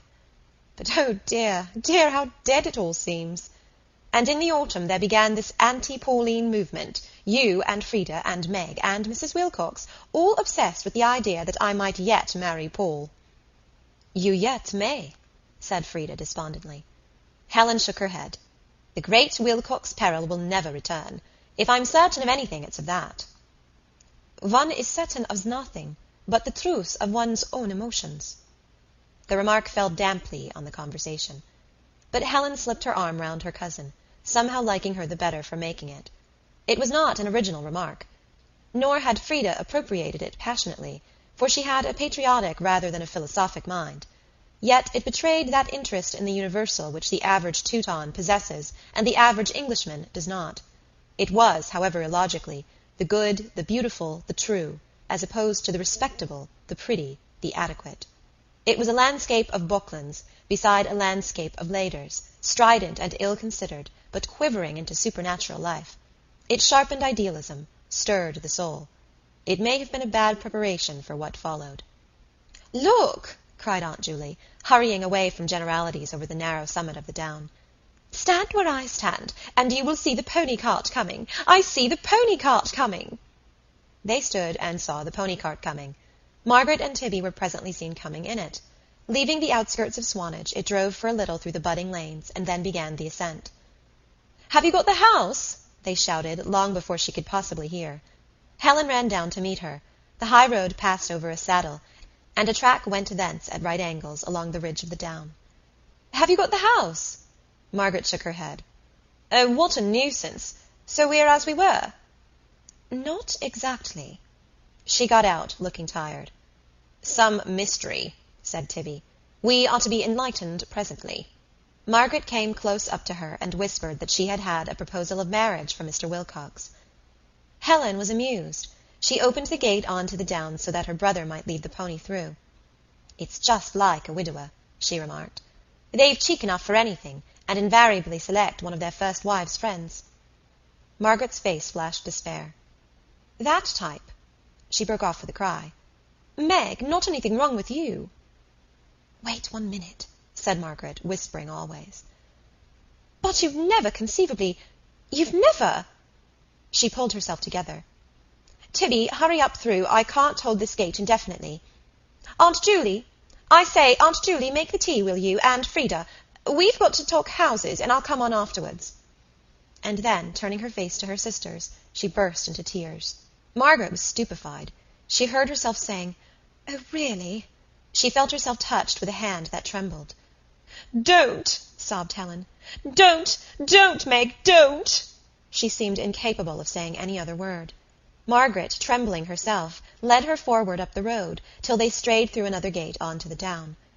Don't do such a thing! I tell you not to. Don't! I know! Don't!" "What do you know?" "Panic and emptiness," sobbed Helen. "Don't!" Then Margaret thought, "Helen is a little selfish. I have never behaved like this when there has seemed a chance of her marrying." She said, "But we would still see each other very often, and—" "It's not a thing like that," sobbed Helen. And she broke right away and wandered distractedly upwards, stretching her hands towards the view and crying. "What's happened to you?" called Margaret, following through the wind that gathers at sundown on the northern slopes of hills. "But it's stupid!" And suddenly stupidity seized her, and the immense landscape was blurred. But Helen turned back. "Meg!" "I don't know what's happened to either of us," said Margaret, wiping her eyes. "We must both have gone mad."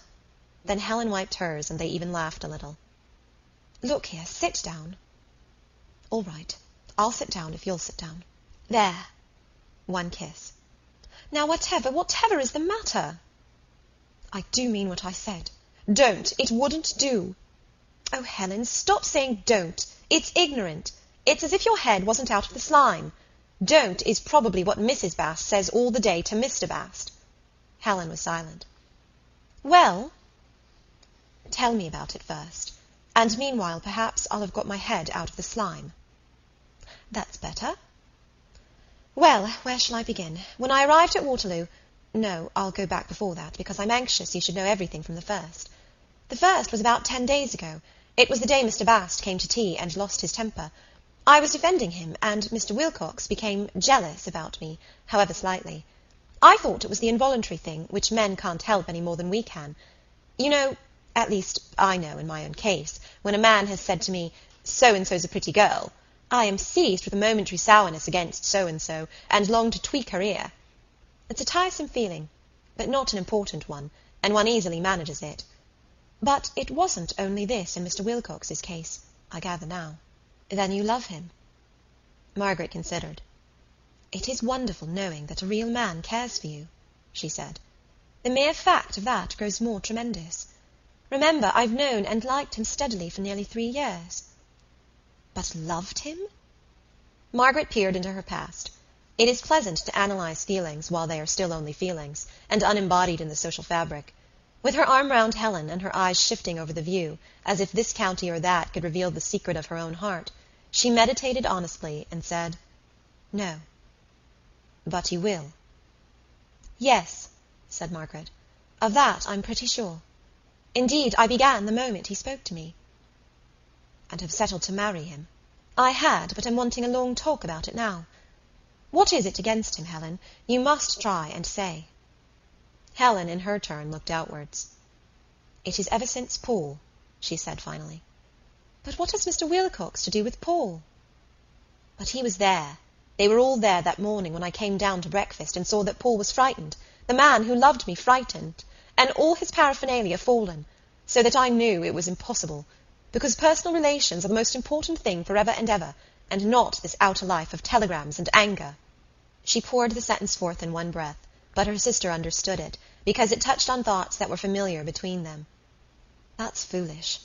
In the first place, I disagree about the outer life. Well, we've often argued that. The real point is that there is the widest gulf between my love-making and yours. Yours was romance. Mine will be prose. I'm not running it down, a very good kind of prose, but well considered, well thought out. For instance, I know all Mr. Wilcox's faults. He's afraid of emotion. He cares too much about success, too little about the past. His sympathy lacks poetry, and so isn't sympathy, really. I'd even say, she looked at the shining lagoons, that spiritually he's not as honest as I am. Doesn't that satisfy you? No, it doesn't, said Helen. It makes me feel worse and worse. You must be mad. Margaret made a movement of irritation. I don't intend him, or any man, or any woman, to be all my life. Good heavens, no. There are heaps of things in me that he doesn't and shall never understand. Thus she spoke before the wedding ceremony and the physical union, before the astonishing glass shade had fallen that interposes between married couples and the world. She was to keep her independence more than do most women as yet. Marriage was to alter her fortunes rather than her character, and she was not far wrong in boasting that she understood her future husband. Yet he did alter her character, a little. There was an unforeseen surprise, a cessation of the winds and odours of life, a social pressure that would have her think conjugally. So with him, she continued, there are heaps of things in him, more especially things that he does, that will always be hidden from me. He has all those public qualities which you so despise and enable all this. She waved her hand at the landscape, which confirmed anything. If Wilcoxes hadn't worked and died in England for thousands of years, you and I couldn't sit here without having our throats cut. There would be no trains, no ships to carry us literary people about in, no fields even, just savagery. No, perhaps not even that. Without their spirit, life might never have moved out of protoplasm. More and more do I refuse to draw my income and sneer at those who guarantee it. There are times when it seems to me, and to all women, so one kissed Paul. That's brutal, said Margaret. Mine is an absolutely different case. I've thought things out. It makes no difference thinking things out. They come to the same. Rubbish. There was a long silence, during which the tide returned into Poole Harbour. One would lose something, murmured Helen, apparently to herself. The water crept over the mud-flats towards the gorse and the blackened heather. Branksea Island lost its immense foreshores, and became a sombre episode of trees.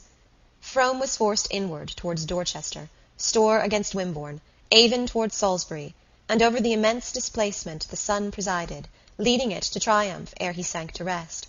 England was alive, throbbing through all her estuaries, crying for joy through the mouths of all her gulls, and the north wind, with contrary motion, blew stronger against her rising seas.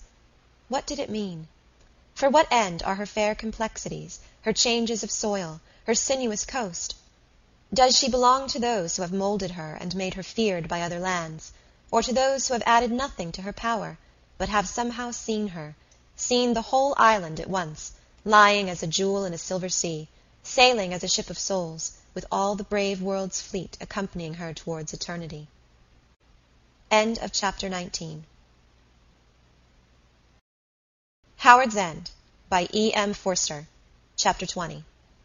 Margaret had often wondered at the disturbance that takes place in the world's waters when love, who seems so tiny a pebble, slips in. Whom does love concern beyond the beloved and the lover? Yet his impact deluges 100 shores.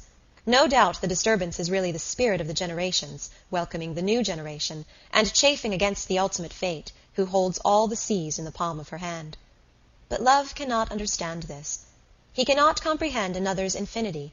He is conscious only of his own, flying sunbeam, falling rose, pebble that asks for one quiet plunge below the fretting interplay of space and time. He knows that he will survive at the end of things, and be gathered by fate as a jewel from the slime, and be handed with admiration round the assembly of the gods. Men did produce this, they will say, and saying, they will give men immortality. But meanwhile, what agitations meanwhile! The foundations of property and propriety are laid bare, twin rocks. Family pride flounders to the surface, puffing and blowing, and refusing to be comforted.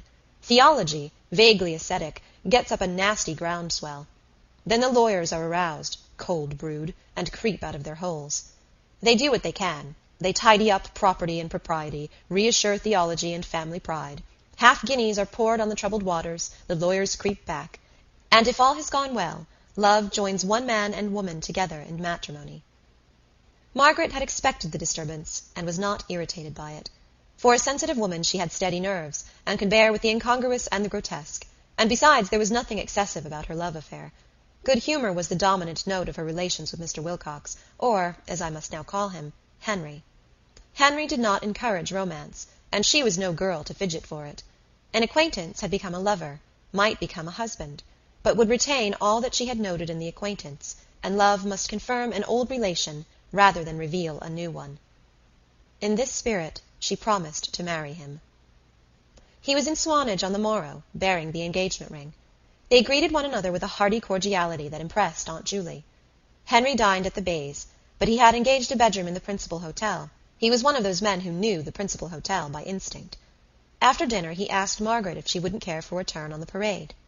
She accepted, and could not repress a little tremor. It would be her first real love scene. But as she put on her hat she burst out laughing.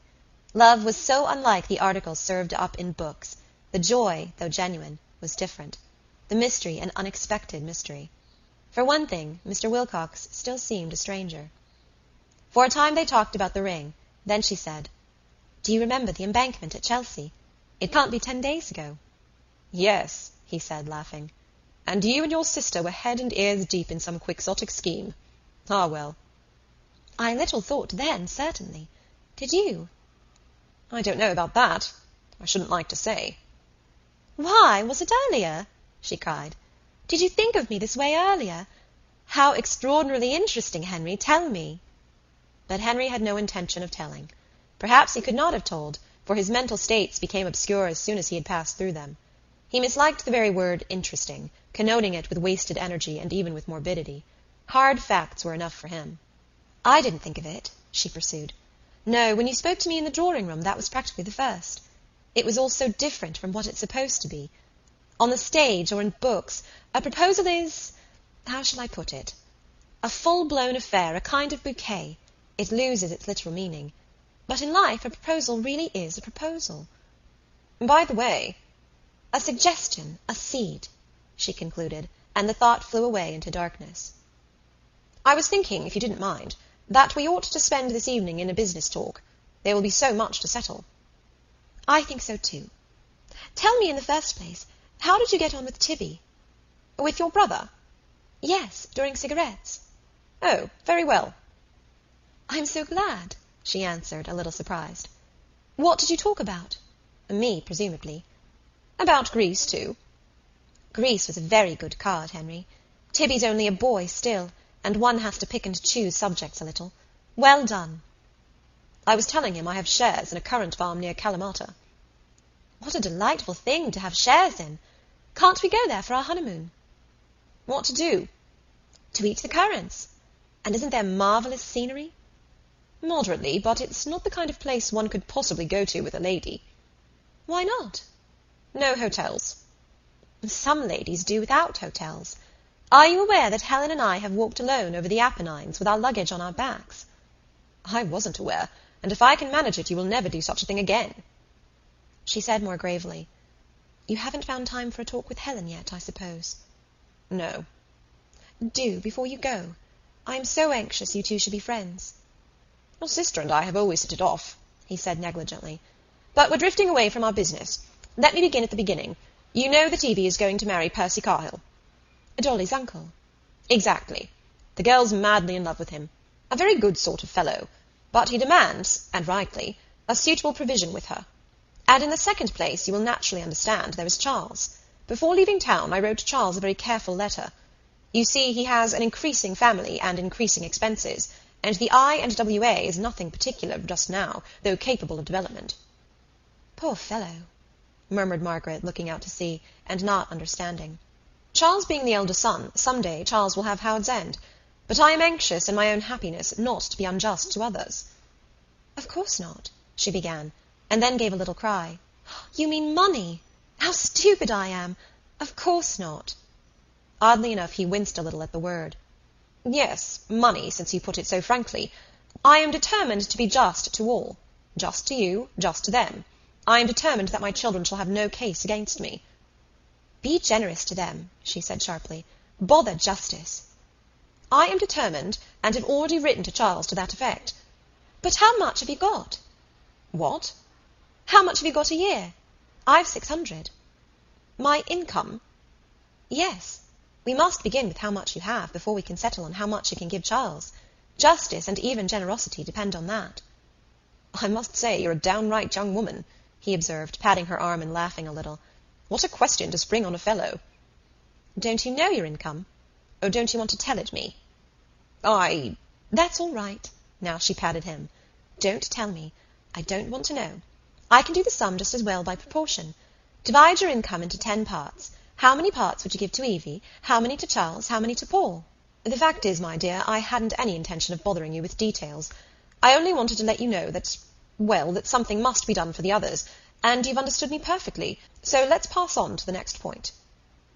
"Yes, we've settled that," said Margaret, undisturbed by his strategic blunderings. "Go ahead. Give away all you can, bearing in mind I've a clear 600.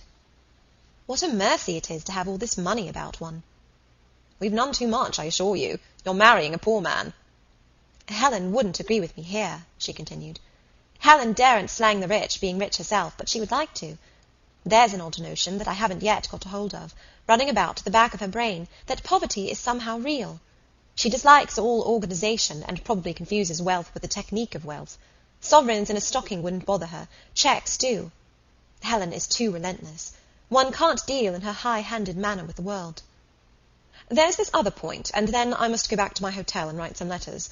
What's to be done now about the house in Ducie Street?" "Keep it on. At least, it depends. When do you want to marry me?" She raised her voice, as too often, and some youths who were also taking the evening air overheard her. "Getting a bit hot, eh?" said one. Mr. Wilcox turned on them and said sharply, "I say!" There was silence. "Take care I don't report you to the police." They moved away quietly enough, but were only biding their time, and the rest of the conversation was punctuated by peals of ungovernable laughter. Lowering his voice and infusing a hint of reproof into it, he said, "Evie will probably be married in September. We could scarcely think of anything before then." "The earlier the nicer, Henry. Females are not supposed to say such things, but the earlier the nicer." "How about September for us too?" he asked, rather dryly. "Right. Shall we go into Ducie Street ourselves in September? Or shall we try to bounce Helen and Tibby into it? That's rather an idea. They are so unbusinesslike. We could make them do anything by judicious management. Look here, yes, we'll do that, and we ourselves could live at Howard's End or Shropshire." He blew out his cheeks. "Heavens, how you women do fly round! My head's in a whirl. Point by point, Margaret, Howard's End's impossible. I let it to Hamar Bryce on a 3 years' agreement last March. Don't you remember? Oniton, well, that is much too far away to rely on entirely. You'll be able to be down there entertaining a certain amount, but we must have a house within easy reach of town. Only Ducie Street has huge drawbacks. There's a mews behind." Margaret could not help laughing. It was the first she had heard of the mews behind Ducie Street. When she was a possible tenant, it had suppressed itself, not consciously, but automatically. The breezy Wilcox manner, though genuine, lacked the clearness of vision that is imperative for truth. When Henry lived in Ducie Street, he remembered the mews. When he tried to let, he forgot it, and if anyone had remarked that the mews must be either there or not, he would have felt annoyed, and afterwards have found some opportunity of stigmatizing the speaker as academic. So does my grocer stigmatize me when I complain of the quality of his sultanas, and he answers in one breath that they are the best sultanas, and how can I expect the best sultanas at that price? It is a flaw inherent in the business mind, and Margaret may do well to be tender to it, considering all the business mind has done for England. Yes, in summer especially, the mews is a serious nuisance. The smoking-room, too, is an abominable little den. The house opposite has been taken by operatic people. Ducie Street's going down, it's my private opinion. How sad. It's only a few years since they built those pretty houses. So things are moving. Good for trade. I hate this continual flux of London. It is an epitome of us at our worst. Eternal formlessness. All the qualities, good, bad, and indifferent, streaming away. Streaming forever. That's why I dread it so. I mistrust rivers, even in scenery. Now the sea. High tide, yes. Hoi toid, from the promenading youths. And these are the men to whom we give the vote, observed Mr. Wilcox, omitting to add that they were also the men to whom he gave work as clerks. Work that scarcely encouraged them to grow into other men. However, they have their own lives and interests. Let's get on. He turned as he spoke and prepared to see her back to the bays. The business was over. His hotel was in the opposite direction, and if he accompanied her, his letters would be late for the post. She implored him not to come, but he was obdurate. A nice beginning if your aunt saw you slip in alone. But I always do go about alone. Considering I've walked over the Apennines, it's common sense. He will make me so angry. I don't the least take it as a compliment. He laughed and lit a cigar. It isn't meant as a compliment, my dear. I just won't have you going about in the dark. Such people about, too. It's dangerous. Can't I look after myself? I do wish. Come along, Margaret. No wheedling. A younger woman might have resented his masterly ways, but Margaret had too firm a grip of life to make a fuss. She was, in her own way, as masterly. If he was a fortress, she was a mountain peak, whom all might tread, but whom the snows made nightly virginal. Disdaining the heroic outfit, excitable in her methods, garrulous, episodical, shrill, she misled her lover much as she had misled her aunt. He mistook her fertility for weakness.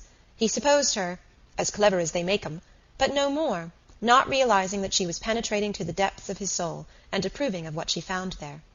And if insight were sufficient, if the inner life were the whole of life, their happiness has been assured. They walked ahead briskly. The parade and the road after it were well lighted, but it was darker in Aunt Julie's garden. As they were going up by the side paths, through some rhododendrons, Mr. Wilcox, who was in front, said, "Margaret," rather huskily, turned, dropped his cigar, and took her in his arms. She was startled and nearly screamed, but recovered herself at once, and kissed with genuine love the lips that were pressed against her own. It was their first kiss, and when it was over he saw her safely to the door and rang the bell for her, but disappeared into the night before the maid answered it. On looking back, the incident displeased her. It was so isolated. Nothing in their previous conversation had heralded it, and worse still, no tenderness had ensued. If a man cannot lead up to passion, he can, at all events, lead down from it, and she had hoped, after her complaisance, for some interchange of gentle words. But he had hurried away as if ashamed, and for an instant she was reminded of Helen and Paul. End of chapter 20. Howard's End by E.M. Forster. Chapter 21. Charles had just been scolding his Dolly. She deserved the scolding, and had bent before it, but her head, though bloody, was unsubdued, and her chirrupings began to mingle with his retreating thunder. "You've woken the baby. I knew you would. Rum-ti-foo, rackety-tackety Tomkin. I'm not responsible for what Uncle Percy does, nor for anybody else or anything, so there." "Who asked him while I was away? Who asked my sister down to meet him? Who sent them out in the motor day after day?" "Charles, that reminds me of some poem." "Does it indeed? We shall all be dancing to a very different music presently. Miss Schlegel has fairly got us on toast." "I could simply scratch that woman's eyes out, and to say it's my fault is most unfair." "It's your fault, and 5 months ago you admitted it." "I didn't." "You did." "Toodle, Toodle, playing on the poodle," exclaimed Dolly, suddenly devoting herself to the child. "It's all very well to turn the conversation, but father would never have dreamt of marrying as long as Evie was there to make him comfortable. But you must needs start matchmaking. Besides, Carhill's too old." "Of course, if you're going to be rude to Uncle Percy." "Miss Schlegel always meant to get hold of Howard's End, and thanks to you, she's got it." "I call the way you twist things round and make them hang together most unfair. You couldn't have been nastier if you'd caught me flirting. Could he, Diddums?" "We're in a bad hole, and must make the best of it. I shall answer the pater's letter civilly. He's evidently anxious to do the decent thing. But I do not intend to forget these Schlegels in a hurry. As long as they're on their best behaviour, Dolly, are you listening? We'll behave too. But if I find them giving themselves airs or monopolizing my father, or at all ill-treating him, or worrying him with their artistic beastliness, I intend to put my foot down. Yes, firmly. Taking my mother's place. Heaven knows what poor old Paul will say when the news reaches him. The interlude closes. It has taken place in Charles's garden at Hilton. He and Dolly are sitting in deck chairs, and their motor is regarding them placidly from its garage across the lawn. A short-frocked edition of Charles also regards them placidly. A perambulator edition is squeaking. A third edition is expected shortly. Nature is turning out Wilcoxes in this peaceful abode, so that they may inherit the earth. End of chapter 21.